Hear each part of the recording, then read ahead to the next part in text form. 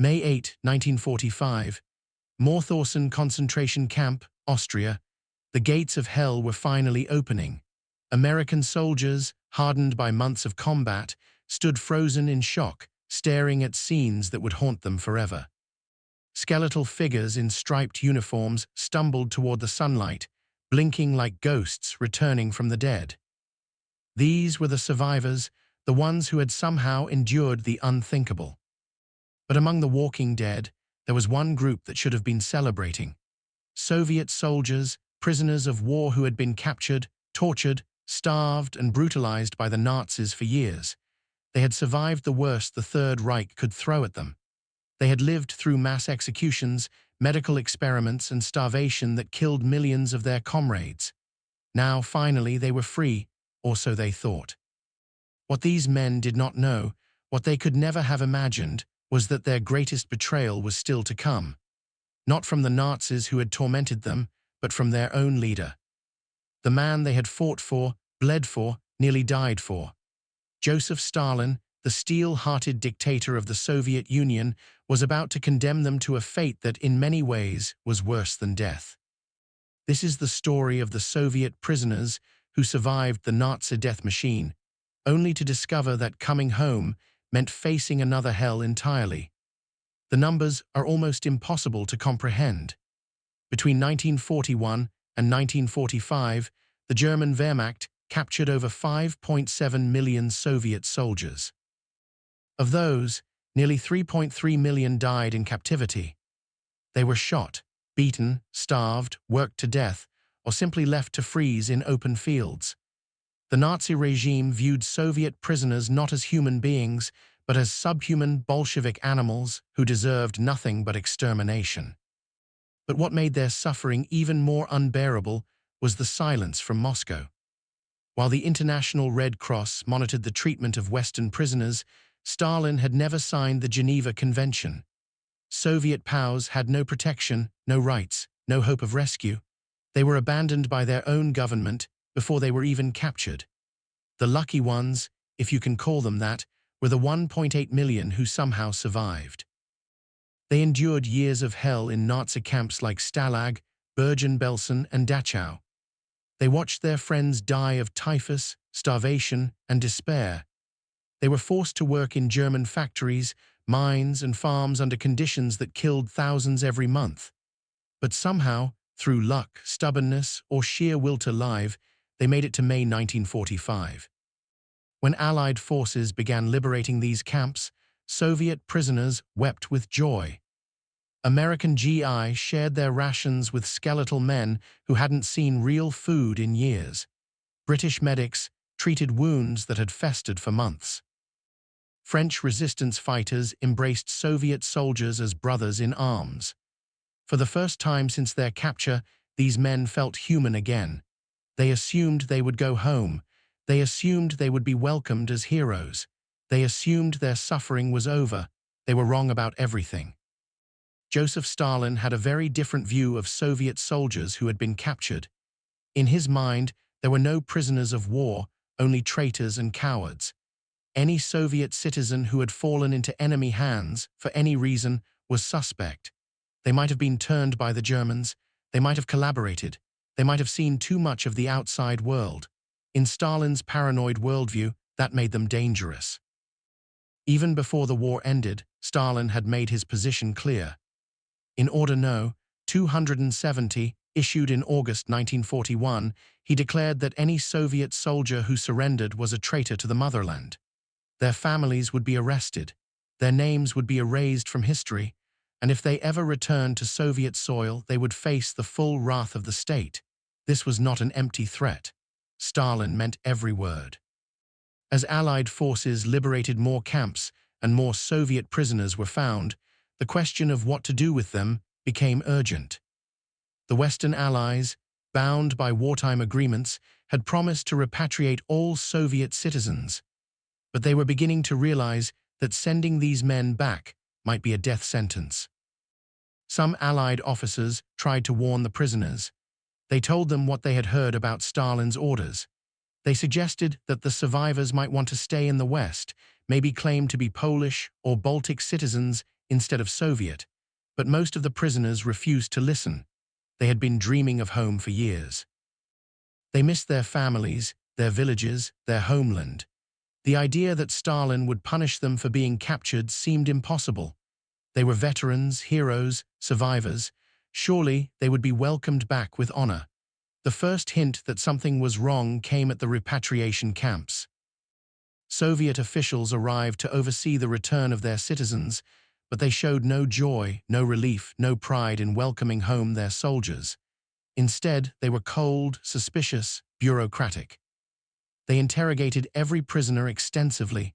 Where had they been captured? How had they been captured? What had they told the Germans? Had they cooperated with the enemy? Had they tried to escape? The questions went on for hours, sometimes days. Men who had endured years of Nazi brutality were subjected to intense psychological pressure by their own people. Those who showed any signs of contamination by Western ideas, or who had learned foreign languages, or who had made friends with American or British soldiers, were marked for special attention. But even the prisoners who passed the initial screening were not safe. Stalin had created a vast network of filtration camps throughout the Soviet Union. Officially, these were temporary processing centers where returning prisoners would be cleansed of foreign influence and prepared for reintegration into Soviet society. In reality, they were prisons, often worse than the Nazi camps the men had just escaped. The filtration camps were run by the NKVD, Stalin's secret police. Former prisoners of war were stripped, searched, and interrogated again. They were accused of treason, collaboration, and espionage. Many were tortured until they confessed to crimes they had never committed. Those who refused to confess were beaten, starved, or shot. The irony was crushing. Men who had survived Auschwitz died in Soviet camps. Soldiers who had endured Nazi medical experiments were executed by Soviet firing squads. Heroes who had kept their faith in the motherland through years of horror were betrayed by that same motherland the moment they came home. One survivor, a tank commander named Ivan Kovalov, later described his experience. "I thought the Germans were devils, but at least they called us enemies. The NKVD called us traitors while they tortured us, which was worse. At least the Germans were honest about wanting us dead."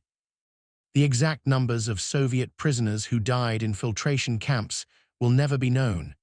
Stalin's regime was obsessively secretive, and many records were destroyed after his death.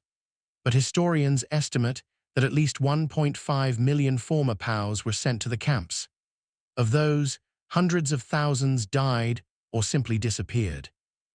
Others were sentenced to decades in the Gulag, the Soviet forced labor system that was, in many ways, as brutal as the Nazi camps they had escaped. Some prisoners tried to resist. They organized uprisings in the filtration camps. They sent letters to Stalin himself, pleading their case. They tried to contact Western journalists or diplomats. But all of their efforts were in vain. Stalin's paranoia was absolute. In his mind, any Soviet citizen who had lived outside the system, even as a prisoner, was contaminated and dangerous. The betrayal extended beyond the prisoners themselves. Stalin's order had declared that the families of captured soldiers were also guilty of treason. Wives, children, and parents of POWs were arrested and sent to labor camps. Entire villages were declared unreliable because they had too many families of prisoners. The punishment for being captured by the Nazis extended to thousands of innocent people who had never even left their homes. Perhaps the most heartbreaking cases were the Soviet women who had been taken to Germany as forced laborers. These were not soldiers who had surrendered, but civilians who had been kidnapped from their homes and villages.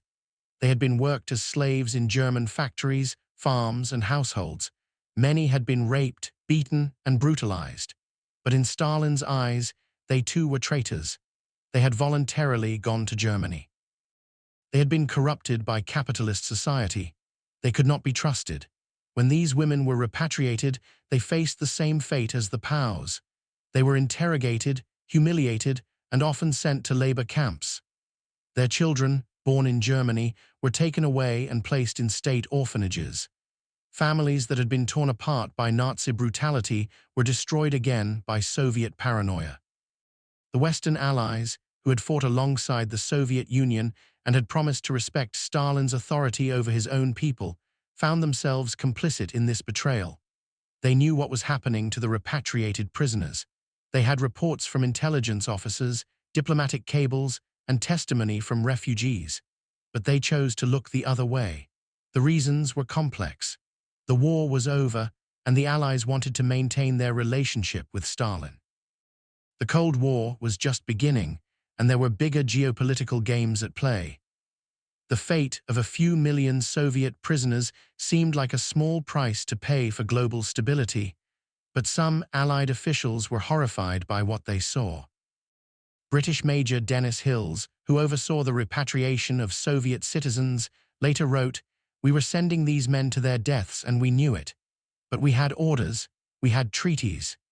We told ourselves we were just following the rules, but the truth was we were accomplices to murder." Not all Soviet prisoners accepted their fate quietly. Some managed to escape from the filtration camps and disappear into the vast Soviet interior. Others found ways to blend into the general population, hiding their past as prisoners of war. A few even managed to smuggle letters to the outside world, telling their stories to Western journalists and human rights groups. But most simply endured because that was all they could do. They had survived the Nazis. They would survive Stalin too, if they were lucky. They kept their heads down, served their sentences, and tried not to think about the comrades who had died or the families they had lost. The lucky ones were eventually released from the Gulag in the 1950s after Stalin's death. But even then, they remained marked men. They could not get good jobs or live in major cities. They could not speak publicly about their experiences. They were required to report regularly to the police. For the rest of their lives, they carried the stigma of having been captured, of having survived when others died, of having seen the world beyond the Soviet Union. It was not until the 1960s and 1970s that some of these stories began to emerge. Soviet writers like Alexander Solzhenitsyn and Varlam Shalamov, who had themselves survived Stalin's camps, began to document the experiences of former POWs. But even then, their work was banned in the Soviet Union. The truth about Stalin's betrayal of his own soldiers remained hidden for decades. Today, we know the full scope of Stalin's cruelty towards Soviet prisoners of war. We know that millions of men and women who had suffered unimaginable horrors under the Nazis were condemned to more suffering by their own government. We know that families were destroyed, lives were ruined, and heroes were branded as traitors for the crime of surviving.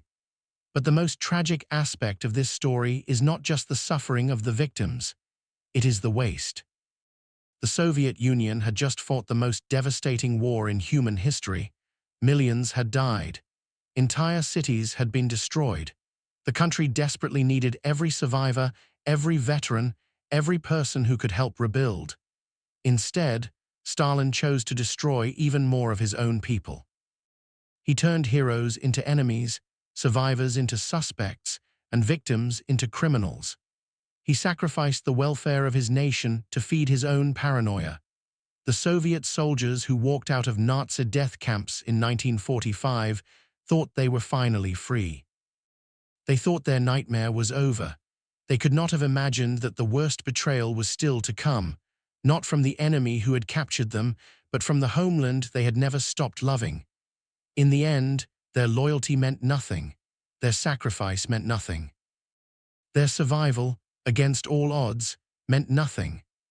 Stalin had decided they were guilty, and in Stalin's Soviet Union, that was all that mattered. The men who survived Hitler's camps only to die in Stalin's were victims twice over. Betrayed first by the Nazis who saw them as subhuman, and then by their own leader who saw them as traitors. Their story is a reminder of how easily heroes can become victims, how quickly loyalty can be repaid with betrayal, and how the greatest crimes are often committed not by enemies, but by those we trust most.